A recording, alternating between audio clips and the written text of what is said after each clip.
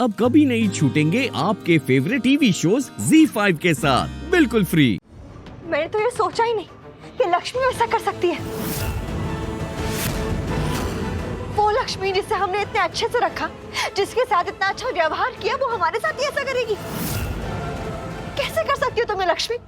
तुमने नीलम मॉम को मारने की कोशिश की। मनीषा तुम समझ क्यों नहीं? क्या नहीं समझ रही? तुमने सुना नहीं इसने क्या बोला?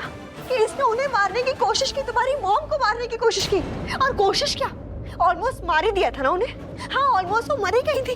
सोचो अगर उन्हें कुछ हो जाता, वो मर जाते, हमारे साथ नहीं होते तो। ये खूनी कातिल लक्ष्मी, इसी ने मारने की कोशिश की है उन्हें।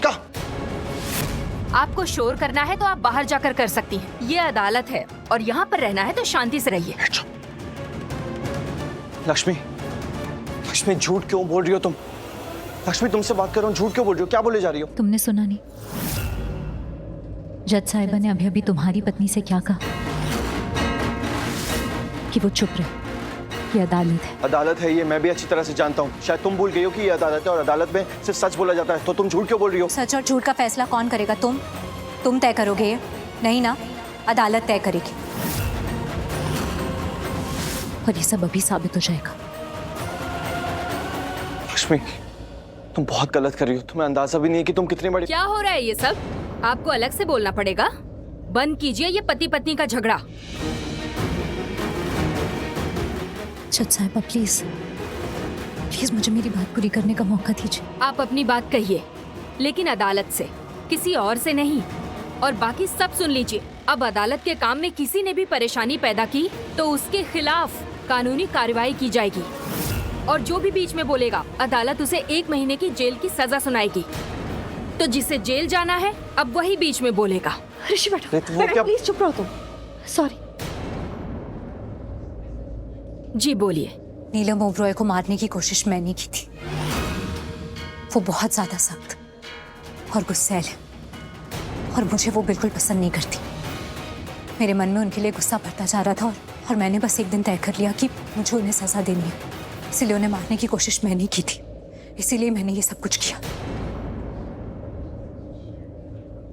मैंने अपनी बच्ची पर भी इल्जाम लगने दिया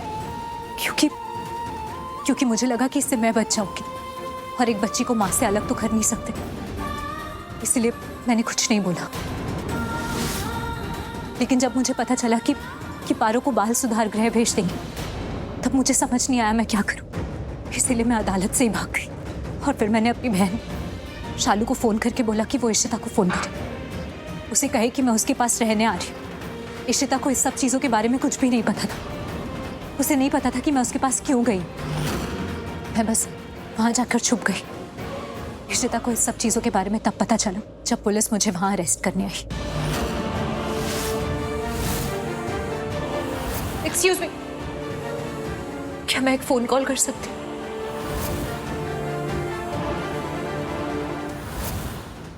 इसका मतलब लक्ष्मी दी ने तब इशिता दी को फोन किया था।